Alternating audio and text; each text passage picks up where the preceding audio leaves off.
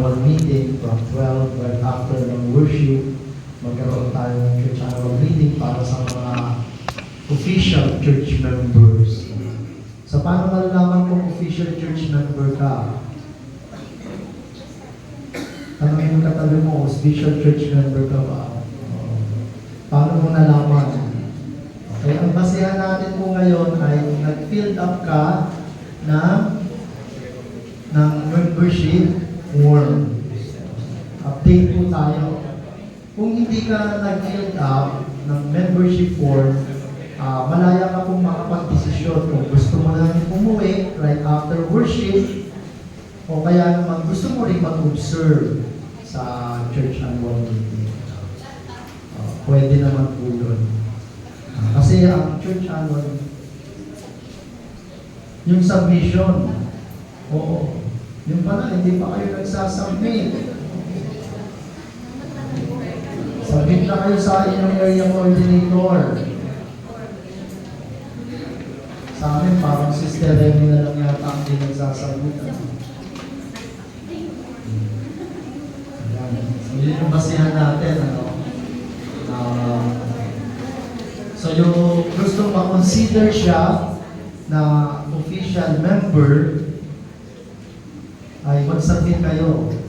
Ang deadline hanggang kailan?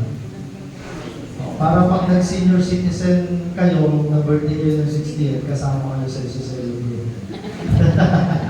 Ganun eh, no? Tapos yun yan, next ano, gusto ko rin i-recognize natin yung bagong kasal. Patayin naman natin yung sinari nasa kasi parang di ata maganda tulog niya yung ngayon. Maika, kasi si Maika, ayaw, hindi kayo magkatabi.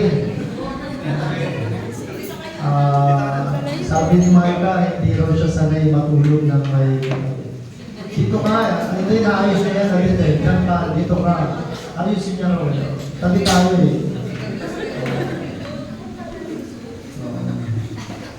Sabi ni Maika, hindi raw siya sanay matulog ng may katabi. Hindi ka naman tinulak. Kami, hindi kami sanay matulog ng hindi magkatabi. Hindi kami makatulog ng hindi magkatabi. Yung pong masama lang loob ni Maika kasi napornado yung kanyang meron. Meron daw si Eddie kaya masama lang. Yung pong wedding ceremony kahapon, ano lang yun? Ceremony lang po yun. Hihilingin ko si Pastor Enrico bago mag-benediction. Gagawin ko po yung talagang totoo. Yung ceremony kahapon, nakalista yun sa langit. Sa kaharian ng Diyos ng nagalap yun. Yung mamaya, kasi hindi ko pa po pinipirmahan yung marriage certificate. Yun po yung i-rehistro dito sa lupa. Kasi ang nakalagay na dito ay January 14.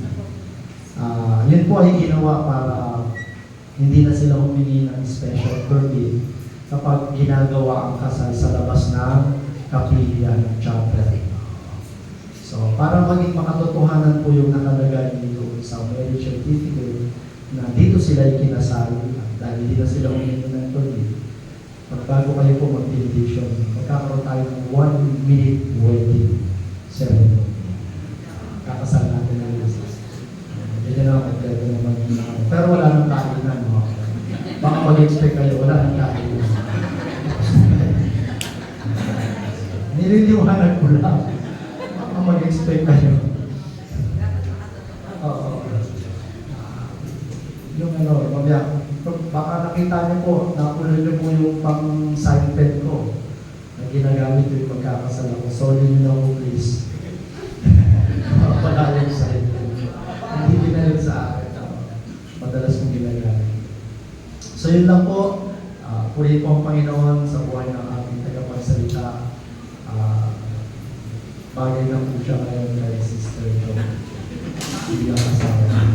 Ganda-ganda ni Sister Jo, kahapon. Buti na lang. Gwapo na namin ngayon, Pastor.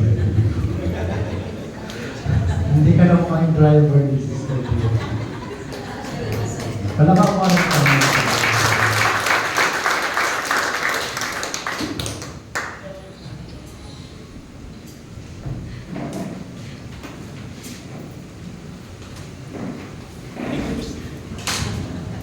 Gandang umaga po sa bawat isa. So, pag may nagtanong po kung meron pong kinasal ngayon, sasabihin lang po meron. Ganun po talaga pag po sa wedding, meron po talaga nag-expect coming from the local municipality kung meron pong kinasal. So, even though, quote unquote, yung ceremony po nangyari po kahapon, dito po pag may nagtanong po sa inyo, no?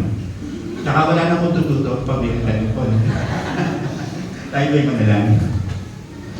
Lord, we thank you for this opportunity na pinagsama-sama niyo kami as one family, Lord God. As one family that is saved by grace, as one family, Lord God, that is called together into a community of faith. Lord, we acknowledge na in spite, Lord God, of the things that we desire for you, the things, Lord God, that we need from you, gusto namin, Lord God, to mature, gusto namin mag-grow, gusto namin, Lord God, to be a man of purity, a woman of purity, a man of peace. All the things, Lord God, that we aspire to be like Christ.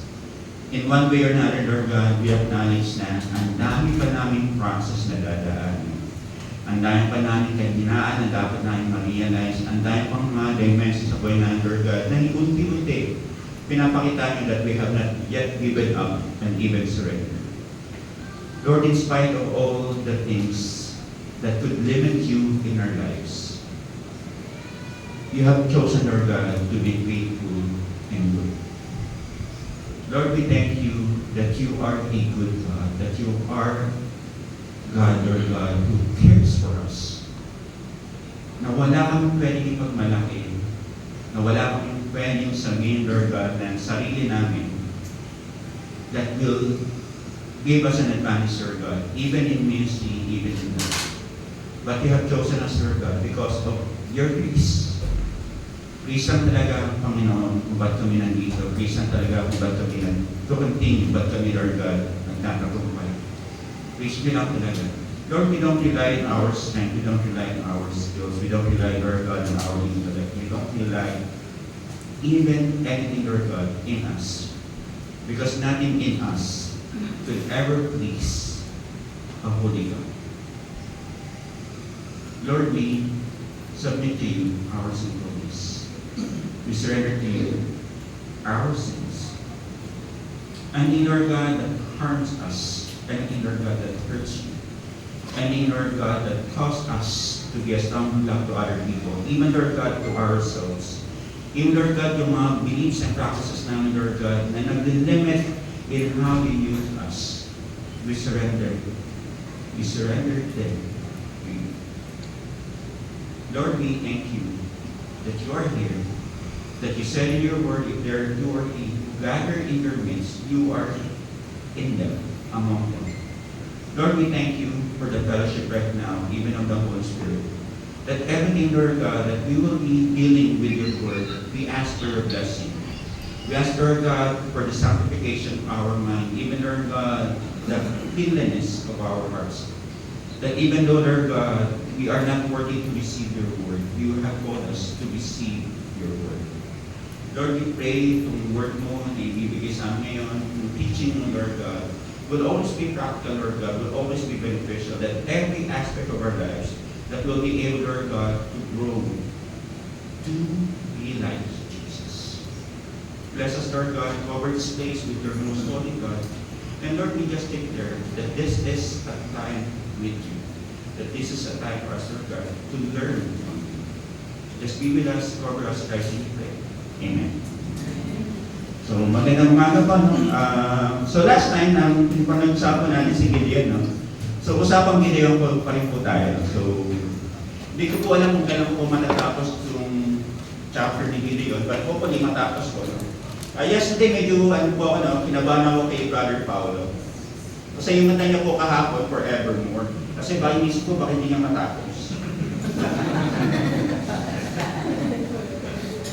Yung may iba po nag-iisip, sabi ko sa David Job po yun. Gano'n naman po yun, no? Para alam nila, no? Siguro, nagpapego rin po yung church minsan na sinasabi ko, Lord, sana may church Mas gano'n pa corny yung joke ko, matanggap. Tanggap na ka. Tanggap naman. Salamat po, Sister Nadet. Sister Nadet po, no, pag nakita niyo, kung tumawag po yan, sumabay na lang po kayo. So, sa pag-ginner po tayo, no? So, last time we talk about identity, no? So, medyo dadaanan lang po natin sa sandali. Pasahin ko lang po yung text natin. Naka na. Mabano sa. Ayun. Sige natin pag umilag. May pattern yun.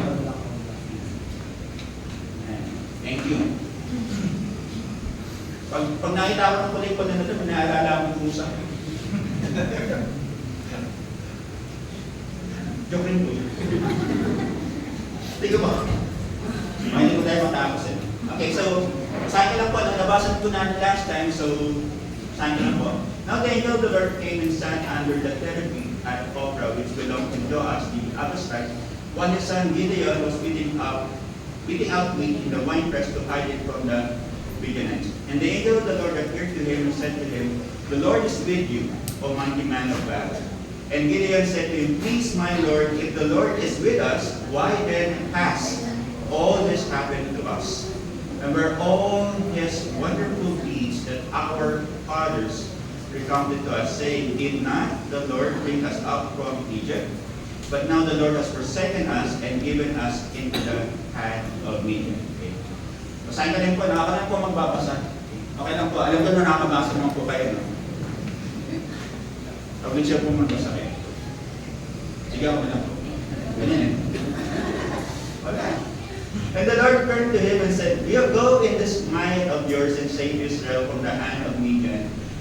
Do not I send you?" And he said to him, "Please, Lord, how can I save Israel?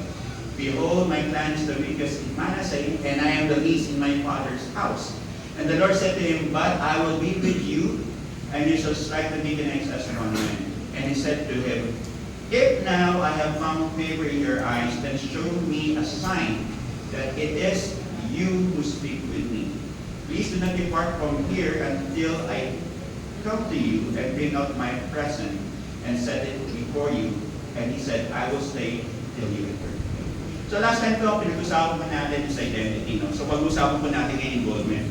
Just to be honest with you po, no, gabi, nung nagawa ko ng tutong PowerPoint na ito more than, let's say, 2 weeks or 3 weeks. So meron po akong idea na medyo similar po doon. But siguro nung kagabi, para bang kailangan po bang baguhin. So ginagawa ko po, no? So nung pagkabago ko po kasi inatantok na ako. Kaya pag may nakita po ang pagkakamali, panagin ito lang po yung pagkakamali na yun. So yun pa, no?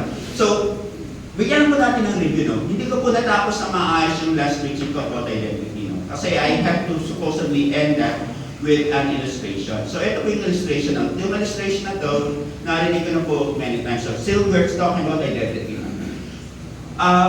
There was a story before na meron pong isang sundalo sa army po ni Alexander the Great. Itong sundalo na to, itong Panginoon ng sundalo na to, nakita niya po yung kabayo ni Alexander the Great na umalis, na nawala po. So ginawa itong sundalo to out of his own initiative. Hinabol niya po yung kabayo na yon at natagpo niya po yung kabayo na yun, binalik niya po kay Alexander the Great. So ito po yung conversation nila ni Alexander the Great. Nung binabalik na po ng sandalo na yon, yung kabayo kay Alexander the Great, sabi po ni Alexander the Great sa kanya, "Good job, General." So yun po yung word, no? Good job, General. Nung pagbalik po ng sandalo na yon sa barracks niya, inalis niya na po yung dati niyang damit. Kumuha na po siya ng bagong damit. And he supposedly went out and he stayed with other people who are generals. Bakit po sinasabi niya, no? Kasi in this particular story, no, when we understand our identity in Christ, there's a change in our status. Yung dating makasalanan ka, dahil alam mo ang identity mo ay nasa Panginoon, unti-unti alam mo that you don't live a life of sin anymore. So there's a change of status po. At the same time po, meron po tayong tinatawag na change of position. So alam natin, sundalo lang po siya, no? But on that particular story, no, we understand supposedly that he went with other generals. The reason for that is this, no? Every time that we know who we are in God, things change. Kaya minsan, no, nung naging Kristyano kayo, madami mong pagkala, unti-unti, umaalis ka. Kasi alam mo, may mga pagbabago na sa buhay mo na ginagawa ng Panginoon for His glory. Ganun po, no? That's the reason I have to review that yung identity po. Kasi sooner or later, no, most of us, sometimes, binago na tayo ng Panginoon, but we still have those mindset na dati natin identity. Yes, nagkakasala pa rin po tayo. Yes, meron po rin po tayo pagkakamali. Totoo po yun. But in spite of these things, tinututusin po natin ang sinasabi ng word ng God, you are more than a conqueror. Diba? Pagdating po sa book of Corinthians, if any person is in Christ, he is a new creation. The old has come and the new is beginning. So, pinaraphrase lang po yun. Kailangan po natin maintindihan yun. Kasi sooner or later, no, ang hirap pong gumalaw sa galaw ng Panginoon if we don't understand our identity. So, kasado sa katabi po, identity. Okay. So, ang masama po natin ngayon ay involvement. Okay, involvement, no? Ang involvement po medyo malalim, no? Marami pong pwede sabihin sa involvement, no? Minsan, sabi ko nga, no, pag sinabi natin involvement, ito ba ay nakikialam, yung mga pakialameran? O ito ba yung ikaw yung nakikibahagi? No? Marami po, no? May mga tao po talagang involved sa buhay natin na minsan pag pinag-isipan namin ng mga tao na to, kailangan pa sila maging involved. So, kinukuha ko po itong word na involved nito in the most positive way ko, no? Actually, pag ginaan natin involved, marami tayong positive and negative, no? Minsan may mga tao na-involved sa pride, no? Iba nung pong bahagi, no? But ang sinasabi ko, yung gagamitin ko pong word is involvement, okay? Kaya ako po binago yung text ko, supposedly kasi, nagsimula ako sa identity. Bala ko po sana obedience yung pag-usapan. Tapos sabi ko, Lord, identity, obedience, parang walang dating. Kaya sabi ko, sige, involvement na lang. Kaya po nahirapan. Kaya nung gumagawa ko ng PowerPoint kahapon, so naramdaman ko na po yung subconscious meditation. Nakatulog na po ako. So, sige, ito na. So pag-usapan po natin involvement, no? Most ito po ang ating main idea, ng involvement before God can change the world. Tama po ba? Involvement ng pakikibahagi po natin sa Panginoon, pwede pong mabago natin ang ibang sitwasyon o mabago po natin ang kamunduhan. Okay, pasabi po sa katabi ng involvement. Okay, pag leader ka po, involved ka po sa buhay ng ibang tao. Tama po? Pag leader ka po sa church, involved ka po sa buhay ng mga dinidisciple mo. No? Pero kung ikaw ay kahit bahay, tapos na meron ka involvement sa ibang ay ibang usapan po yun. No? So, iba pong involvement ka. Involvement po, kung sasabihin po natin, ay pakikibahagi po natin kung paano po tayo nag-take part. Okay? So, involvement is taking an active part in your development and growth. So, yan po ang gusto kong pag-isipan natin. Ang involvement po, kung paano po kayo nagiging active sa inyong paglaro. Okay. So, yun po, no? Lahat po tayo dapat meron po ng involvement. In how God is using us, dapat meron po tayong involvement. Lahat po ng mga bagay sa mundo, quote-unquote, para magkaroon ng mga positive growth, nagkakaroon po ng involvement. No? Katulad po kahapon, no? Nandito po ba si Pastor Roy? Ayan. Okay. Kasi nung nag-share po kahapon, nakita po namin kahapon si Michael at si Sister Yenny. No? Kinasal po sila. No? Tama. Parang dito to. Okay. So nakita po namin yung veil, nandun po sa ulo ni Michael. Sabi ko kay Pastor, parang may mali. Ako dapat nasa shoulder ko. Ako, iniisip ko during that time, kung ako ay pupunta doon at naiihi na, baka ibang mangyari. Kaya sabi ko, ihi mo na ako. Nung pagbalik ko po, naayos na po yung belt po, wala na po sa alaniyan ni Mike. Parang si Mike yung halikan ni Eddie. No? So, nilagay na po dito. So, yun po ay involvement. No? Sabi, you're taking part into correct something. So, tama naman po yun. No? May iba po naman na involvement. Minsan, parang share naman po yun. No? Ba't hindi po yun ang pag-usapan natin? Involvement lang po tayo in a most positive sense. Pag sabi ko sa buhay ng sa katabi niyo, involved ako sa iyo. So, make sure po kayo no, na nung sinabi niyo po na medyo malaman po yun, asawa niyo pa yung sabi niyo. No? Baka po mangyari. So, involvement is taking an active part in your development and growth. So, ito po, no, yung unang point po natin, no? Siyempre, nung nagtanong si Binoy, sabi ni Gideon said to him, please my Lord, if the Lord, ito po, no, may medyo may difference ko itong Lord na to, tsaka itong Lord na to. Okay. Nakita yung difference. Una po yung text, no? So meron pong small, plus ito malaki, no? Meron pong difference yan. Okay. So, especially, no, ito po refers to God, ito po refers to a person in authority. Parang nagkatugaan lang po, no? Parang ganun. So, obstacles po, sabi natin, ano po yung obstacles sa Tagalog? Ito po yung mga bagay na parang humahadlang, no? Pwede pong pagsubok, pwede po ng obstacle, no? Natandaan ko, di ba, pag pero pag track and field, meron tinawag na obstacle course. Di ba, minsan may tatalunan ka, minsan di mo matalunan, tapos naramdaman mo pala na yung sakit, tumama sa'yo, hindi ka nakaiwas ng mga ganyan bagay. So, and Gideon said, please my Lord, if the Lord is with us, why then all this happened to us? And where are all these wonderful deeds of our fathers accounted to us? And did not the Lord bring us up from Egypt? But now the Lord has forsaken us and given us into the hand of the Midianites. Ano po itong mga obstacles sa tanong? Minsan pag pinag-usapan natin, no, mga obstacles sa ito, may tanong. Right? Kaya ngayon po sa atin, no, sometimes when we try to obey God, we have questions. Lahat po naman tayo, no? And ito nga magandang tanong, no? Si God, yung angel of the Lord, nagpakita kay Gideon, tapos ang unang gitin niya, kay Gideon, di ba? The Lord is with you, O man of valor. So parang bang ano, no? Para bang kung uutusan ka, para bang out of the blue, para bang nagkaroon ng gulatan, ng biglaan, na para bang out of natin, hindi naman close si Gideon kay God, right? Hindi naman close si Gideon sa angel of the Lord. But the way that it was written, yung isa na parang ganito, kung hindi mo yung kailangan ng mabubuto sa'yo, susunod ka ba? Balik ko pwede na, no? Kung hindi mo kilala yung taong nabuto sa'yo, susunod ka ba? So depende, no?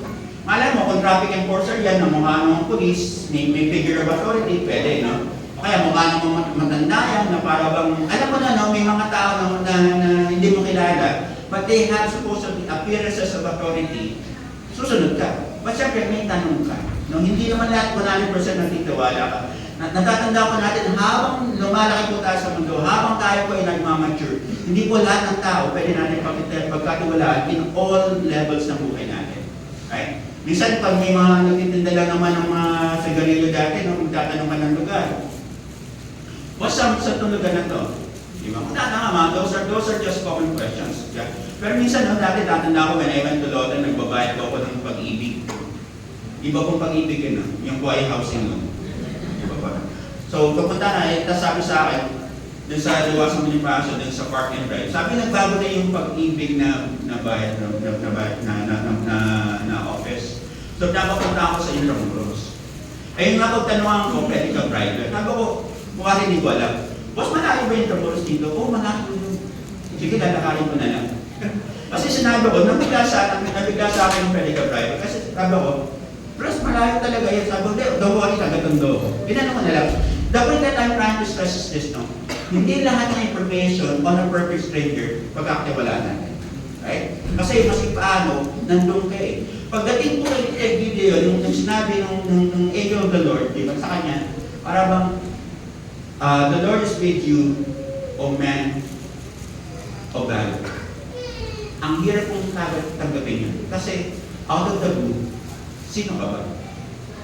Remember, we have no background kung gaano kagadli si Gideon. When we go back to Gideon, alam natin, nagtatago siya. He is on a survival mode. Diba tatanong, diba? He was pressing out wheat on a wine press. Alam natin, si Gideon, paano, on a survival mode, nagtatago sa mga Midianites.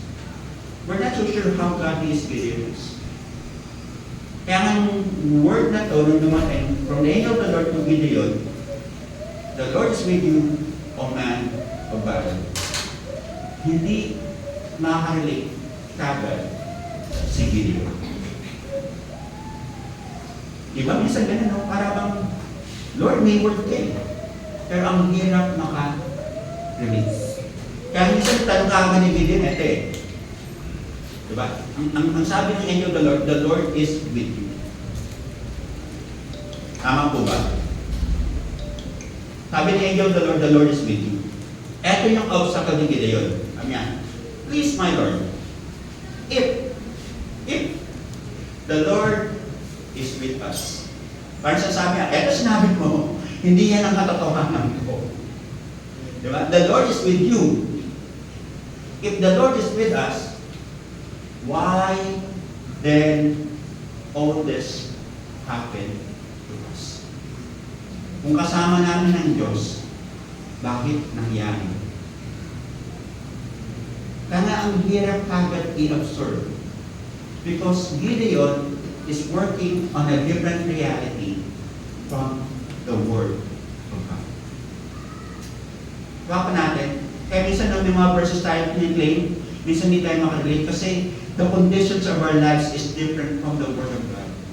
Kaya until then, we have to grow in faith. Lord, how do we make your Word transform us? It is we who need to be transformed to the Word of the Lord rather nang ipipilit natin yung Word of God sa conditions natin. Baka natin? Okay. So, tingnan po natin. Ano ba yung obstacles of involvement? A question of concern. Why then has all this happened to us? Ano ba nangyari sa kanila? They were for supposedly 7 years. They were under the Midianites. They were supposedly, in a sense, kasi meron silang ginagawa, sinisira ng Midianites. They were on a survival mode.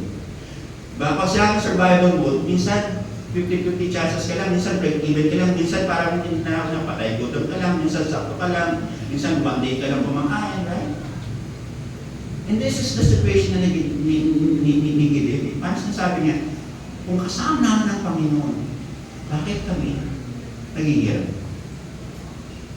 Bakit may difficulty sa buhay ko? Bakit parang hindi maayos ang sitwasyon? Di ba? Pag kumakanta, kasama natin ang Diyos. But minsan yung reality mo from the Word of God is so different. Okay, but minsan nagtatampo ka pa. The Lord will provide, but minsan there are times in your life para bang gutom ka. We have to remember that the Word of God is transforming us. Yung reality mo, pwedeng baguhin ng Word of God. But you cannot change the Word of God to fit into your reality. And you have to be honest with yourself. Lord, etong Word mo, paano ba magka-transform sa buhay mo? So, legitimate naman question ni Gideon, sabi niya, why then has all this happened? Kaya minsan, balikan natin yung pinaka-phrase, if the Lord is with us, kung kasama mo ang Diyos. Diba? At ang tanong, does God care? Yun ang tanong sa misisubay natin, no? Para bang, there are times sa minsan, nag-church ko sa Gideon kanina, no? Para bang, the Lord has forsaken us, no? Para bang, talaga bang nagmamahal ang Panginoon? God's righteousness and justice are not for the convenience of men. Medyo masakit po itong statement na to. Kaya ko po sinasabi kasi ito, no? In my journey in understanding Scripture, may mga words na minsan magkasama na ang hirap paghiwalayin. Grace and truth po sa Book of John. Ang hirap paghiwalayin ng grace and truth. When you go back to the Book of John. Tong righteousness and justice. When I came up with this particular tanong na word na ito, itong tinatawag natin parang couplets na tinatawag sa mga nag-aaral ng mga text. Ang hirap mong paghiwalayin ng righteousness and justice. Kaya ang tanong, no, does God care? Parang we're asking God, Lord, responsible king. Diba? From the things that parang when God created us, may responsibility ba si God? Sino po yung mga magulang dito? Yung magulang po na nagkaroon po ng anak ka, hindi po yung magulang na nagdadaya. No? Alam mo natin, pag naging magulang kayo, nagkaroon po kayo ng anak, no? Meron po kayo responsibility sa anak niyo, right? If God is our creator, quote-unquote, if God is our creator, meron ba responsibility sa God? Meron. Pinakita ng responsibility niya during the time of creation that everything that a man needs, the Lord has provided. Pagkain, pusa, hindi na ito pala, mga anak. Pag-misis ka pag sa'yo pusa. katulong. Hindi pala, suitable helper. No? Yun, no? Kasi yun. We understand in the Garden of Eden, everything that God created for man, He has provided all the resources na kailangan niya. Kailangan niya ng provisions for food, kailangan niya provisions for companionship, kailangan ng bahay, binigyan sila ng garden. Right? The Lord shows His compassion. God gives. Pero ang problema, sooner or later, stand goes on, yung pagmamahal ng Panginoon, para bang going back to the statement kanina, parang hindi sakto sa buhay mo. Because there's a problem somewhere. Remember when we go back with Genesis chapter, when we go back with Judges chapter 6, Israel is already backslidden. Minsan ano pagkakamali natin, no? Yung mga taong may mali kay God, sila pa yung isa matatapang magtanong, bakit nagpapabaya si God? Ringan ba? Yung mga taong minsan, no, eto nga, I forgot the name ng soccer player ng babae, no? Para bang nung nag-injure siya, yung sa soccer, sa game ng soccer, sabi niya, if God exists, He will not allow itong injury niya nangyari. Galing, no? Yun yung tingin ng yun yung tingin ng mundo kay God, eh. Para bang God will not allow pain in your life. But kung tutusin naman, there are things na minsan ikaw ang gumagawa ng paraan para masaktan ng iyong sarili. Right? Dahil minsan gumagawa ng kalokohan. Basta hindi ask God, ba't mo ako hinayaang gawin itong kalokohan na? Remember, we also have our responsibility. Kaya medyo masakit ito, no? In terms of that's God here. Another question is, where are all these wonderful deeds that our fathers accounted to us? Ang ganda ng story when you look at Genesis. Ang ganda ng story when you look at Exodus. The Lord, in a sense, was very active in the lives ng mga Israel. Active si God sa buhay natin. Parang nawala. Active po si God sa buhay natin. But I have to also mention something later on na baka masaktan tayo. Active si God sa buhay natin. But are we active in God's business? Are we active in God's way? Para mag-grow ka, mag-devotion ka. Para mag-grow ka, mag-pray ka. Para mag-grow ka, diba? Mag-serve ka. It takes, we want God to be involved in our lives, but we don't want to be involved in God's business. It does not work that way. Kaya minsan pag napag-isipan natin itong sinasabi ni Gideon kay God, parang si God lang lagi ang may problema. Parang si God lang lagi ang may, pwedeng si God lang lagi pwedeng sisihin. Minsan nagkakabiro nga ng Jesus eh. Minsan, kahapon, no, sabi niya, nashay mo na ba yung sapatos mo? Kasi may kakasal na kahapon. Hindi ko lang kung sino. Hindi, dito ba? Hello? Habang hinawakan niya yung kamay ko. Habang hindi pa. Tapos sabi niya, paano ko masashine ito? Nung sapatos na yun. Parang ganun. Parang sinasabi lang, no? Sometimes, we blame other people sa mga kalokohan natin. And most of the time, we blame God sa mga pagkakamali natin. Sa mga carelessness natin, sa mga foolishness natin, sa mga bagay na parang it's always easier to blame God than for us to take responsibility for ourselves.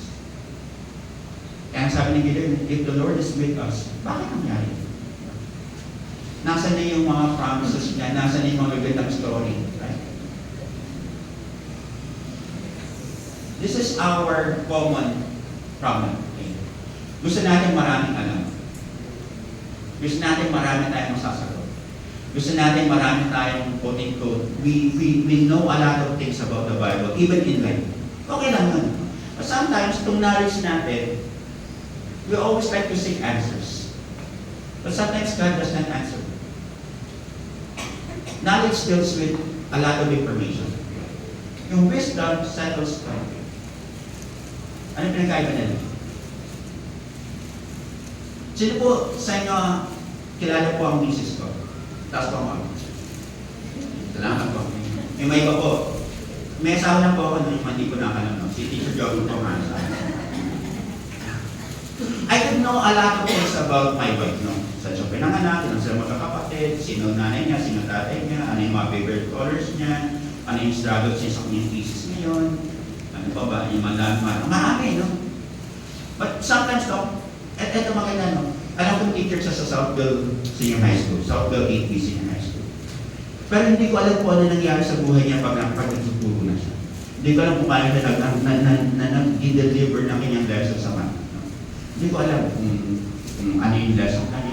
Hindi ko alam yun eh. Right? But this is the thing that I know. Ano mga activity na ginagawa ng misis ko na hindi ko nakikita? It's not against me. Kasi mag-asawa kami.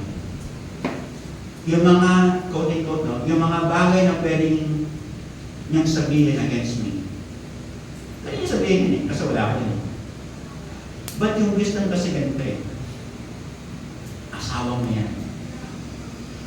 Nagtitiwala ka na ang asawa mo are doing things not against you. Yan. Kaya nga yung may iba, no, minsan, no, how sure are you na itong husband mo maayos sa'yo? You're not so sure. Ang wisdom kasi is nagtitiwala ka na alam mo, based on the character na nakita mo for the longest time, hindi ka sasaktan ng asawa. Yun po yung wisdom. Okay. Hindi po lahat 100% alam natin ang ginagawa ng kapwa natin. Right? Hindi po natin alam kung sino po lahat dito on a Saturday nagpa-practice. Hindi po natin alam kung mga kapitbahay natin ay nagagalit pag nagpa-practice sila. Hindi po natin alam karamihan. Right? Hindi po natin alam kung minsan kung ano yung mga aso na nandyan na minsan pagdating nila Brother Robert, manggugulo, basura. Right? Hindi po natin alam. Patiwala na lang po tayo pagdating ng Sunday na si Brother Roy o si Paano, nagagawa niya po yung trabaho niya in spite of sa busy siya. Ganun po, no?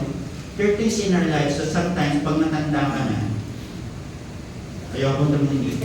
Pag matanda ka na, tiwala ka na lang.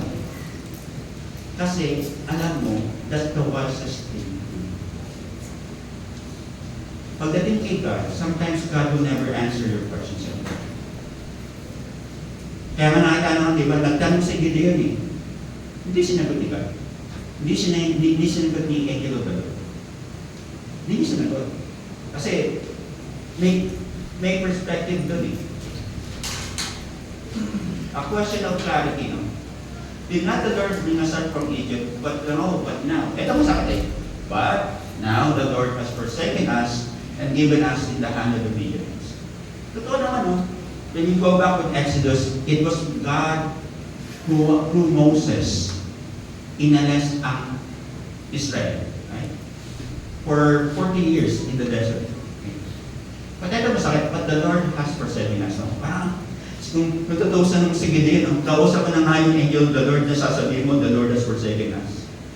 Diba, parang tayo, no, sa makamundong pananaw, kung merong kilala po natin si Mayor, o minsan meron pong principal tayo na merong authority, no, kaya somebody na parang presidente namin, let's say ng isang state university, tapos sasabihin mo mali ang management mo, can you really say that face to face? Di ba hindi? Hindi mo masasabi face to face yan eh. Di ba? Kasi alam mo, tagal ka sa trabaho. Alam mo, promotions mo, threatened, di ba? Alam naman natin, no? But eto si Gideon, no? Parang ang tapong ni Gideon, no? Gideon, alam mo ba sinasabi mo? Angel of the Lord din, bumahal po na yun sa'yo. Patay ka kagad, di ba? But now the Lord has forsaken us and given us into the hand of the Midianites. Yung word na forsaken, no? This is already Gideon's, nasabi niya, eto na yung problema namin. When we look at that particular statement, they were free from Egypt. But ito sa question niya, there have boundaries to the Midianites. Ano po ba yung sabihin na? They are in the same situation, but different masters. Parang inalis ka dito sa pagiging alipin, dilipat lang para maging alipin ka pa. Ganun na yung perspective ni Gideon. Para bang, what's the difference between being a slave in Egypt and being a slave? Or let's say, being under bondage sa Egypt and being under bondage for the Midianites. It's almost the same situation. They still are suffering. Yun ang pinapakita ni Gideon eh. Inalis mo nga kami sa Israel, kasi nakapagdating sa Midianites, may problema. problema pa rin kami. Parang nilipat mo lang yung problema. And some of us, parang ganun ang feeling natin from time to time. Ako, this is just in reference. No? Yung nanay ko, kasi side of better po kami. No? Pag may bumpay dyan, mamumutang siya. Kasi kailangan niya. Ang vision natin, hindi ko alam kung manit pa yung mga reasons niya. So, minsan may mali mong bumbay, mamumutang yan. Tapos kung kailan malapit na siyang quote-unquote, let's say, matapos na yung utang na yun, mamumutang sa isang tao para pang tao pa lang doon sa may mamutang. Ginagawa pa lang natin kayo, okay, just to survive. Kaya I understand. Naunawa ko po, nakaka-relate ko. Now, bakit ko po pinasok yun? Kasi ang sitwasyon ni Gideon, okay, Lord, naging active ka sa mga Israelites rin na tayo ng Moses. Pagdating dito, we are in the same situation. Nasaan na yung promises mo? Nasaan na yung flowing, the land of flowing milk and honey? Nasaan na? Para bang sana hindi mo na lang kami inalis kung gano'n rin ang sitwasyon. Pwede gano'n, right? Pero hindi sinagot ni Lord eh. Hindi sinagot eh. Ang sagot niya ito, no? And the Lord said to him, and the Lord turned to him and said, Go in this might of yours and save Israel from the hand of Midian, and do not I send you. Ang daming tanong ni Gideon, pero walang sagot sa Lord.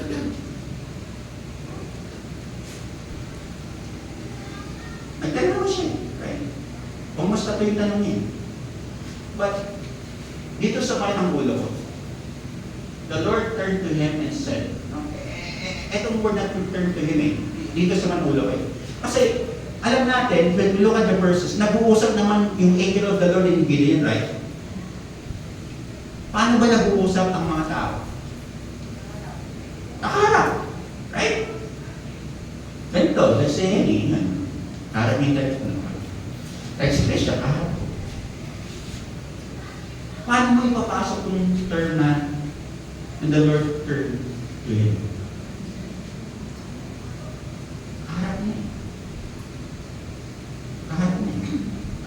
Nag-uusap na sila eh. At hindi sinagot ni God si Gideon on that question, on those questions. You know why? You know why? Kasi Gideon was not able to give the full story of those questions. Kasi when the Lord took Israel from Egypt, meron siyang kapartner, si Moses. Remember, God does not work without a human partner in the way na makikita natin in how does God use ministry. Makikita natin, sa creation si God lang. Sa creation si God lang karamihan. Yung himala, karamihan, pwede siya rin. But karamihan ng himala na nakita natin, merong kapartner si God. And that partnership is unbounded. Sige na yun, sinabi niya, Lord, kinuha mo naman eh. But Gideon did not mention Moses. Gideon did not mention Joshua. Because from Egypt going to the promised land, we have people like Moses and Joshua being involved in the work of God. Even though it is God who has the glory, He was using people. Kaya kita mo sa ng angel of the Lord kay Gideon, sabi niya, Go in this might of yours and save Israel from the hand of the Midian, do not I send you. Ang daming tanong ni Gideon, pero nasagot ni God kay Gideon, ng angel of the Lord kay Gideon, go in this might of yours. May involvement ka dito.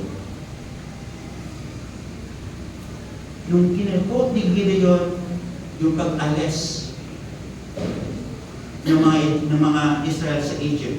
May involvement ang tao. May involvement ka sa pagsusolve ng problem ng family. May involvement ka sa pagsusolve ng problem in ministry. May involvement ka sa pagsusolve ng problem sa sarili. Meron kang involvement. Kaya sinasabi ni God kay Gideon, may involvement ka in solving this problem. Ganun masakit. Kasi God did not waste the time to explain na merong human partner siyang ginamit. God did not waste His time. Sabi niya kay Gideon, I am involving you in solving this problem. Gusto natin susunod sa buhay? Gusto natin in how God will work in our problems? May involvement po tayo. May involvement po tayo. Gusto mo mag-grow? Diba, minsan nag-pray tayo ng anointing, minsan nag-pray tayo ng maturity, minsan nag-pray tayo ng stewardship, gusto natin mag-pray tayo ng blessings. Meron po tayong involvement. Meron po tayong active participation sa mga nire-request natin. Meron po tayong active participation kung paano po gagalaw si God sa buhay. Nakuha po natin na meron po tayong involvement. And go in this mighty work to save Israel from the hand of Midian. Did not I send you? Kasi ito na ang problema ng Gideon. And he said to him, please, Lord, ito na, nakikiusap na, parang si Moses, please, Lord, how can I save Israel? Para nagtanong lang ako. Ba't ako magiging involved dyan? Nagtanong lang ako, ito naman sinasabi, no? Napakita ang angel of the Lord kay Gideon, nagtanong siya, no? If the Lord is with us, iba yung, nagtanong eh, theological kagad, if the Lord is with us, ba't nangyari ito eh? Tapos nung sinasabi, involved ka dito, paano nire-resolve ito? Dahil lang, parang gusto naman yata. Para bang surprise. Tingnan natin, no? Please, Lord, how can I save Israel? Nandun na agad yung kanyang objection. Diba? Inutusan ka ninyo, Lord, involved ka na dito sa problema na to, nagkakaroon ka na ng objection. Nagkakaroon ka na ng resistance. Yan ang problema natin minsan, no? Lahat tayo siguro, lahat tayo, no? Minsan gusto natin magkaroon ng solusyon sa government natin, gusto natin magkaroon ng solusyon sa mga ibang bagay ng mga na nagiging bahagi ng buhay natin. But when it comes to being involved, ayaw na natin. Kasi alam natin, when we get involved, it will take our time, our resources, and minsan takot tayo sa sasabihin ng tao. Diba? Minsan mas takot tayo sa sasabihin ng tao kaysa sa sasabihin ni Lord. Diba? Ba't mo ginawa yan? Hindi na umayos ang pagtutulong mo. Ba't mo ginawa yan? Hindi na umayos ang pagtutulong mo. Ba't mo ginawa yan? Diba? Let's face it. When God is asking us to be involved in His business, God knows. Alam mo ng Panginoon, saan tayo papalpak? Kaya nga nakakatakot eh. Kasi why would God risk His ministry, His business to people na alam niyang mabuti? Why would God risk that? Kasi doon lumalabas ang grace. Doon lumalabas ang wisdom ng Lord. Doon lumalabas na in spite of the failings, the glory will not be to a person. The glory will be to God. Ang hirap magtiwala sa tao. Amen po ba? May close friend ka, mahirap ng pera sa iyo. I have this high school friend. Nangyari ng pera sa akin. Hindi alam yung misis to. Nangako sa akin, ibibigay ka agad. Ako, mas paano, I have my coins. No? Ako po, pag may sobra po ako, meron po akong coins. Yung coins na yan, umabot na ng almost 1.5. Kaya minsan nung nabibigla si Mrs. sa akin, ba't ako nakakabili sa Shopee? Kasi alam niya yung budget ko eh. Paano nangyari yun? May coins ako eh. Minsan pinakita ko yung mga coins ko eh. Pag dahil po na ako sa bahay, marami yung mga coins na. So nangyayang po sa akin yung 5,000. Sabi ko, wala akong 5,000. But what I have, pwede ngayon parang I have 1,500. Kaso coins. Pero sabi ko, sige, dahil kaibigan kita, kung nagpunta doon sa nakainan ko, yung coins naging cash. Okay. Yung 1,500 na yun, na pinahiram ko sa kaibigan ko, nag-igabot sa akin, kasi immediate. After 2 years, hindi ko kumama. Pero close friend ko yan. Close friend ko, nakasama ko mula first year hanggang quarter college. Kasama ko po sa Boy Scout, kasama ko po sa First Aid Team. Kami po ay nagre-represent ng aming school sa First Aid. Close kami. At alam mo, buhay nga, nag-English na rin yan. Alam ko yung hindi ko pa sinasabi sa misis kasi for me, it's just my own. Pero alam mo po ng misis ko, kaya tahimik na po mamaya. 2 years na po, hindi po mamaya. Kaya sabi ko, Lord, ganun talaga eh. Right? Kaya kahit imagine, si God magtitiwala sa tao. Ang laki ng Diyos, Lord. But that's how God works sa ministry. He takes people who will fail, and it takes these people to be in Him. So, kako natin, ano pa yung first week natin kanina? Obstacle po, no? Ngayon, opportunities po, no? Nagbibigay na si Lord ng opportunities kay Gideon. Pero sabi ni Gideon, teka muna, how can I save Israel? And the Lord turned to him and said, go with this might of yours and save Israel from the hand of Midian. Do not I send you. Be bold. Sabi niya, involved ka dito, Gideon. Please, Lord, how can I save Israel? Balikan pa lang. So there was already a calling na ginawa si Lord kay Gideon. Sabi niya, di ba, from the very beginning, no? Sabi niya, the Lord's with you, O man of valor. Yeah. Remember, pag tinawag tayo ng Panginoon, we're not perfect people. Nung tinawag ng angel of the Lord si Gideon, nasa po si Gideon? Nasa wine press, dapat nag-ano ng week, nagtatawag, survival. But itong calling, natutusan natin, no, ito masakit sa atin. We do not expect, and we will never be qualified to the calling of the Lord. Balik ako yung sinabi ko, no, may mga verse ko yun. We can never be qualified to the calling of the Lord.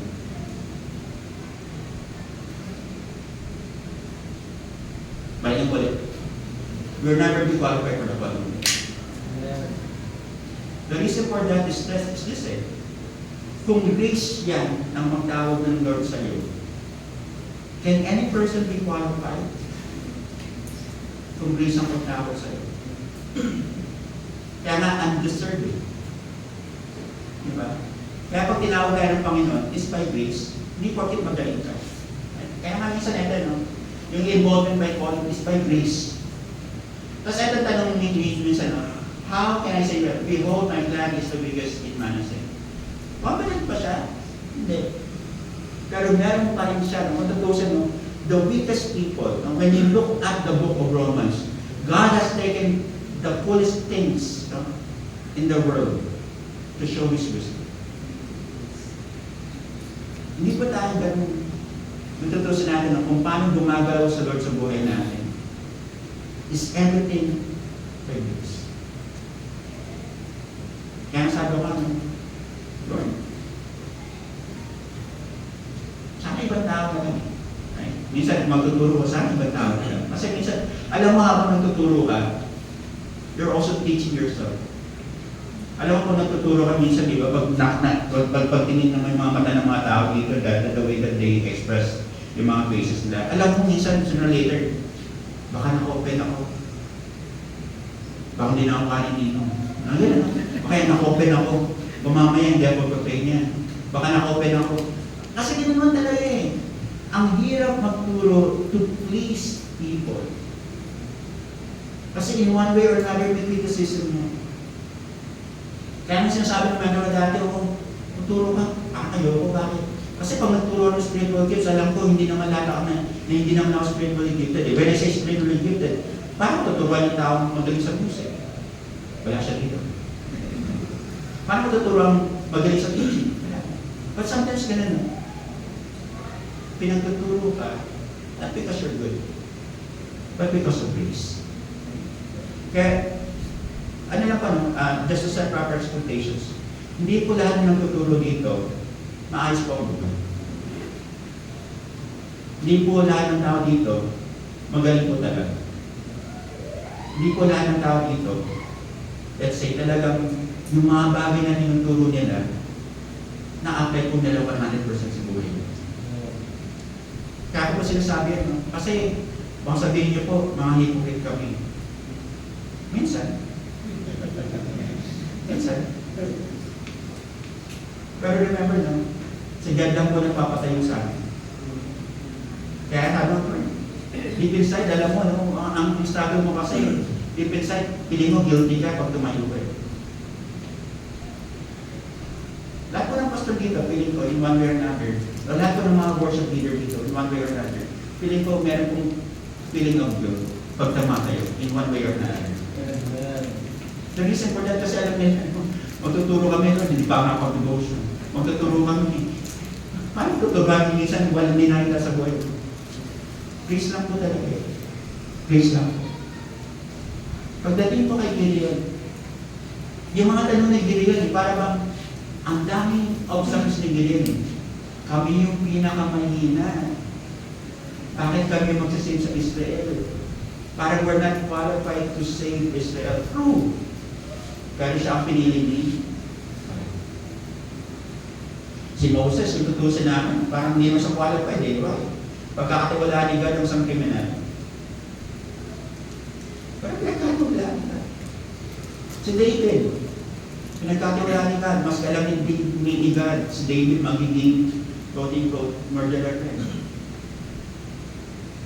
Kaya nga sabi ko, Lord, itong pagtitiwala mo sa mga anak mo, maski anumang gawin namin na huwag masira, forgive us.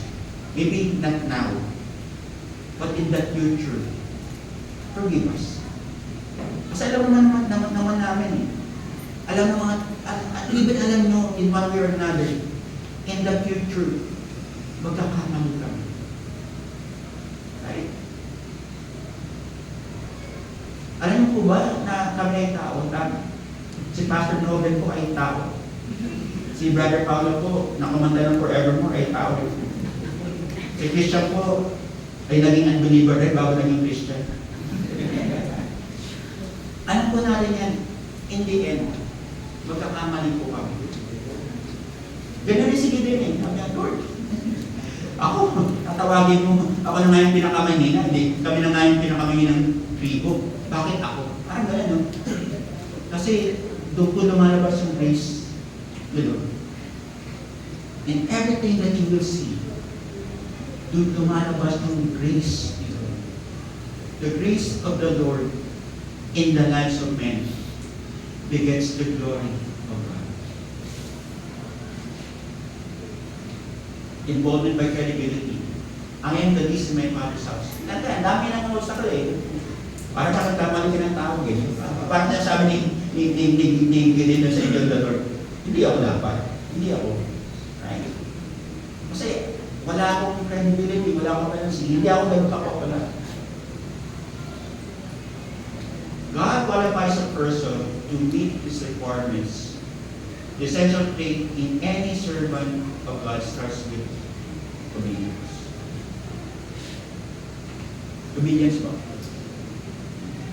Yung involvement natin to be active in how God does His business. So, nakuha na po natin? Okay. So, ito po yung pangatlong point. Malapit na po, no? 11:42. So, matatapos po dapat ako ng 11:59 on a Tuesday. So, ownership of employment. Right? Basahan na po, no? And the angel of the Lord appeared to him and said, "The Lord is with you, O mighty man of valor." No? So ito yung laging opening minsan nakakatakot. No? Siguro, no? Even when you look at the life ni Mary, no? Paano ba greet ng angel si Mary? The Lord is with you. Right? Kasi ikaw magiging ina ng Savior. Kaya minsan, no, pag kinausap ko natin sa katabi natin, siguro pag-practicein natin, no? Pwede mo bang sabihin sa katabi niyo, the Lord is with you? Pag-isipan na lang po natin kung ano yung ministry na darating sa buhay niya. Ang gano'n po, the Lord is with you, O mighty man of valor. And the Lord said to him, "But I will be with you, and you shall strike the big edge as one man." Parang, ang dami sinasabi ng Lord sa kanya, no? Kasama mo ko. In everything that God wants us to do, kapartner mo ako. Ang partnership naman natin, ang matutusin natin, parang, Lord, mas lamang nga sa Lord sa partnership eh. Kasi lahat ng resources nasa Kanya na, lahat ng wisdom nasa Kanya na. Anong kailangan mo sa partnership? Anong kailangan ni God para sa tao para maging partner? Involvement and obedience lang po talaga. Yun ang talagang magbibigay natin. Right? There was a story, no? Kailangan niyo po sa Michael Jordan. Lalay pa lang. Ako hindi ko po type sa kilala. I just know about it. Nananibigay ko lang pa lang. There was a game na umabot yata ng more than 40 points si Michael Jordan. Yung score, panalo sila. Kasi nangyari, pag ikaw yung winning shot, di ba? Laging nasa yung glory. Okay. Dahil itong isang reporter nakita niya na nakahamahaba na yung pila ng mga reporter. Nung kay Michael Jordan. Nakita niya isang player na naglaro rin, na meron nabigay na 2 points. Okay. Kung nga 120 yung score, ang nabigay niya lang ay 2. So, let's say 180, no? So, karamihan ng mga percentage dun sa score, Michael Jordan. Okay. So, the rest, siguro mababa lang naman. But itong reporter na to, nakita niya, dahil ito yung walang naging interview. Kasi, interview niya si Jordan, interview niya si Scottie Pippen, sila Rodman, di ba? Ito kasi, ang haba, no? So, sabi itong reporter na to, dito na lang ako kasi walang naging interview. Alam mo yung player na yon, kung paano siya sumagot, tuwa siya. Kasi sabi niya, in spite na 2 points lang ang nagawa niya, he is able to win, to help Michael Jordan win the game. Ito po, no? Tayo po, kung tutuusin, hindi na kailangan ni God. Pero sabi ni God, sige, kapartner kita.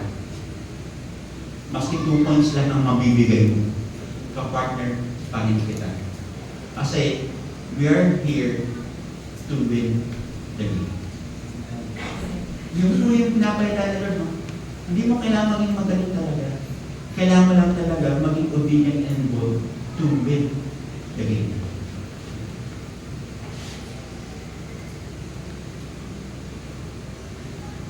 So, our identity po, no? Bali naman na to, ay our identity brings courage.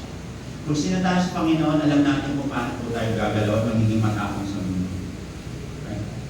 Alam mo po, no, yung may iba na dumadaan ko sa EDSA busway. Alam mo yung EDSA? Alam mo may busway po sa EDSA?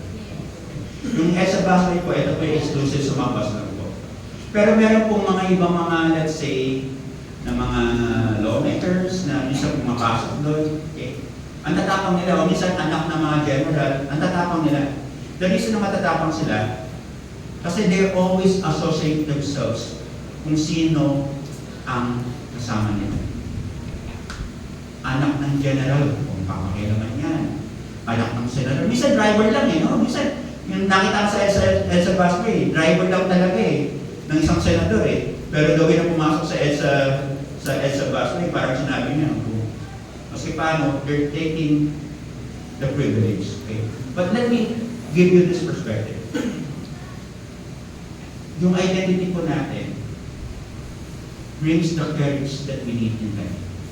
Our identity in God brings the courage for us to face our God. Lahat tayo may problema. Kaya minsan, no, pag sinabi ng tinitinan, no, parang everyday, we are walking in our identity that we are more than conquerors. Sabi nila, no, but I will be with you and you shall start to make nice as one man. Parang, siguro more than twice sinabi ng angel of the Lord, King Gideon, I will be with you.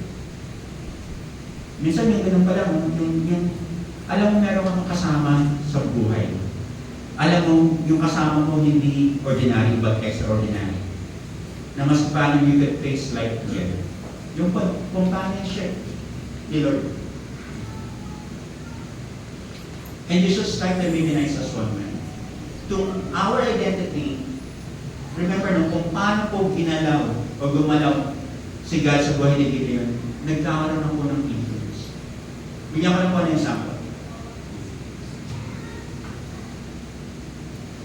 Ang pastor ko, karamihan ko graduate po ng theology. O kaya graduate po ng Christian education. O kaya hindi graduate. Okay. Sinasabi ko yun. But every time somebody knows a pastor without knowing kung ano yung credentials niya, pag sinabing pastor, minsan alam mo may authority. Yung authority niya hindi sa kanya. Binigay ni Lord. Yun kasi, no? As time goes on, yung authority ng pastor is a delegated authority.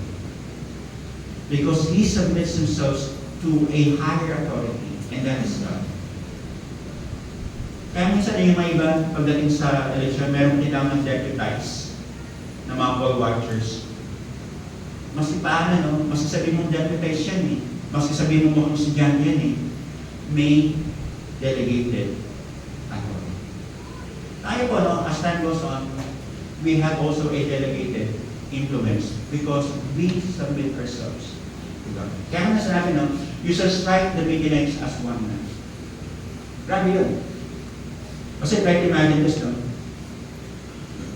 Gideon, as a leader, in behalf of God, is acting for God and for Israel. When a person technically is one with God, ano yung difference nila? Bigyan ko ng example. Me and my wife, di ba pag nag-discuss po kami ng mga issues namin sa buhay, minsan sa mga finances, minsan sa ministry, minsan sa mga research namin. And sometimes when somebody will come, no? Minsan kaibigan niya, kaibigan ko, kamag-anak niya, ay kamag-anak rin pala. Mag-decide kami. And our decision becomes wrong. The reason for that, papahiramin ba natin? Sige. Tutulungan ba natin? Sige. When we made that decision, ano yung risk sa kanya ay risk ko rin. Ano yung trust niya sa tao na yan? Pagtitiwala ko. Pinapakita ko lang po sa inyo na that every time that we begin our ministries and we are one with God, parang pinagkakatiwala ng Panginoon sa akin. Yung decision mo, anak. Yung decision mo, anak, hindi magiging decision mo na. Why? Pagtitiwala ko rin. Kaya nga nakakatawa ko maging leader. Kasi you act in behalf of God. Kung meron kong problema sa isang kapatiran and the senior pastor will act on that person, hindi po lahat ng tao bulag mo. But yung senior pastor po is acting in behalf of God. Pwede magkamali. Reality yun eh. But try to imagine this. Yung pagkakamali na yun, sinasabi nga, sagot ko. Sabi ko mag-asawa, let's say, nagkamali ang misis ko sa decision, pero kasama na yan, sagot ko yun. Meron po sa buhay natin, no? Parang sinasabi ni God sa akin, anak, yung mga decision mo, once we are ka-partner na, once we are in a relationship, sagot ko yun. Yung problema mo sa buhay, sagot ko yun. Yung problema mo sa family mo, sagot ko yun. But you have to be involved. You have to be a partner. So involvement is a struggle. Every struggle before God is worth it. Because it brings success and victory. Tayo po ay, bago po tayo magano, si Pastor Noven po ay magsasalita. Salamat po, Panginoon Panginoon, Pastor Enrico, sa very encouraging message. Subalit, pagpakumanin niyo po, tumututol po ako sa sinabi. Sinabi niyo